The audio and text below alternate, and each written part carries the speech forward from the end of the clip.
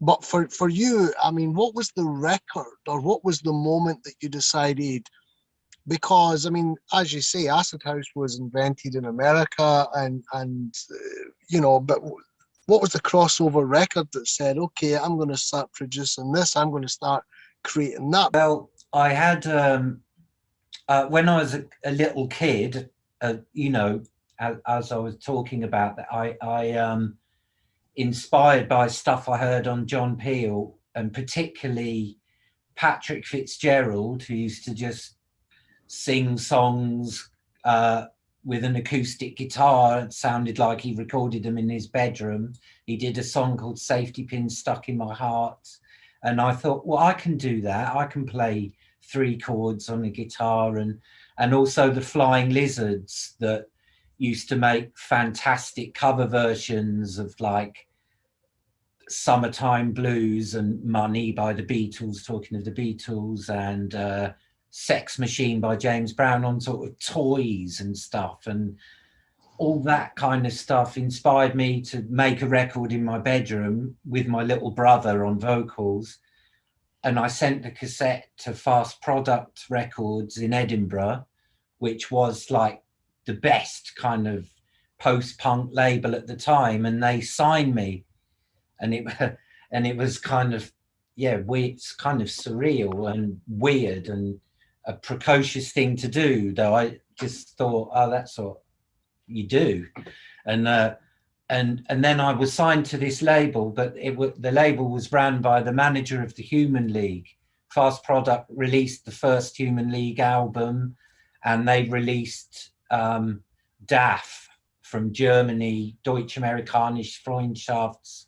First UK release was on Fast Product, on the same like little compilation that I was on, actually. So I was turned on to like really good electronic music too at a young age, and that evolved into when I was kind of 19, I was 18, and I had this band called Discord Daccord, and I wanted a band that was kind of a cross between Zig Zig Sputnik and the Beastie Boys, and I would say that would be a pretty accurate description of what we were doing. And we did a cover of Identity by X-Ray Specs, and we stole the bass line and the beats off Mantronics, and I loved Mantronics. First 2 albums, I loved them, and so I was really into Mantronics. That's where my kind of 909 sort of passion came from. That was before Detroit Techno and Derek May and all that lot were using the 909, but my patterns then were more copying Derek May and co more than Mantronics. But I got into all that. So it was a kind of electro punk band, and then acid house kind of started filtering through on the radio. 87, 88, was listening to pirate radio in London, like LWR, and I just like, it was the sound that was made for me. I just loved it. And then bit by bit, as I started venturing out to the right nightclubs and stuff, and there was loads of other people my age. Actually, I felt a bit, by the time I was going out to acid house clubs, I was kind of 20, and the average age was more like 18, I would say, and I even felt a bit old.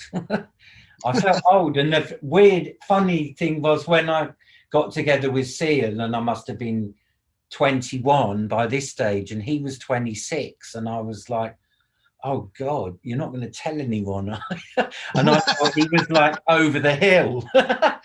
because I grew up reading NME and everything, where they sort of, everyone over 18 was like, with the punk thing, Joe Strummer had to pretend to be like 3 years younger because he was like 24 or 25 and considered Yeah. like an old fart, you know. And I find it all really funny now. I just, Yeah. all of the funny, stupid, weird things that pop culture has, these sort of stereotype, sort of cliche things of age, and all those barriers really got broken down for me in Ibiza, because the clubs there, the age wasn't average 8. There was just people up to 70s, you know, from all over the world. And the music too was made by, it wasn't just made by kids, it was made by, you know, it wasn't just acid house for a start, or techno. It was all kinds of music, and it was from all different genres and all different age groups. And so that was kind of the last thing to break down, was the age barrier, I guess.